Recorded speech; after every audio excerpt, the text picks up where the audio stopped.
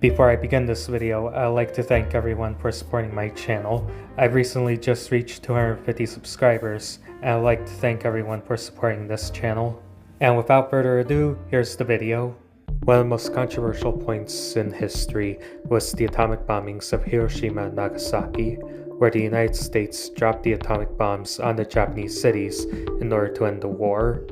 And this is a pretty contentious issue even today, where people question the morality of dropping the atomic bombs on Japan. In this video, I'll be discussing why the United States decided to drop the bombs on the Japanese cities of Hiroshima and Nagasaki. There are two reasons why the United States decided to drop the bomb, and the first reason has to do with the Soviet Union. After the Germany's defeat in World War II, the Allies decided to divide Europe into occupation zones. But the Soviet Union started to put in puppet governments along Eastern Europe in order to solidify their control over the region. This action pretty much grew the mistrust between the United States, the British Empire, and the Soviet Union. And so in this case, the United States and Great Britain wanted to set an example to show off their power against the Soviet Union and use the atomic bombs as that example of power. Although the second and most important reason as to why the United States dropped the nukes on Japan is because the United States wanted to avoid a ground war against Japan. One important thing to know about the Japanese mindset is the fact that surrendering was not seen as a viable option in Japan, because if you surrender, you basically bring dishonor.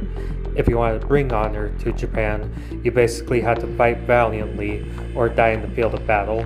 But if you failed to bring honor in Japan, you basically had to take your own life. And that was the reason why Japan did much of the stuff that they did, from kamikaze attacks to bonsai charges. They basically had to die in the field of battle in order to try and bring honor to their name. And whether it be the battles of Iwo Jima, Okinawa, Leyte Gulf, or any other battles in the Pacific, the Americans were fully aware of how far the Japanese would go to defend their island. So the United States and Japan were preparing themselves for potential conflict against each other on the Japanese islands. And Japan was arming their entire populace in order to fight this war, and they were arming their civilian populace with whatever weapons they could salvage. But with the bombs finally being developed, President Truman decided to use the bombs in order to convince Japan to surrender sooner rather than later. He dropped the bombs, and the Japanese decided to surrender after that. And to end off this video, I'm going to be debunking a common misconception about Japan's surrender. Japan did not surrender because the Soviet Union invaded Manchuria. Japan surrendered because of the atomic bombings.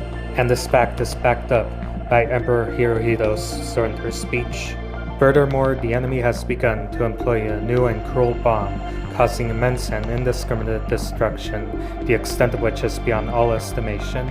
Should we continue to fight, not only would this result in the ultimate collapse and obliteration of the Japanese nation, but it would also lead to the total extinction of human civilization.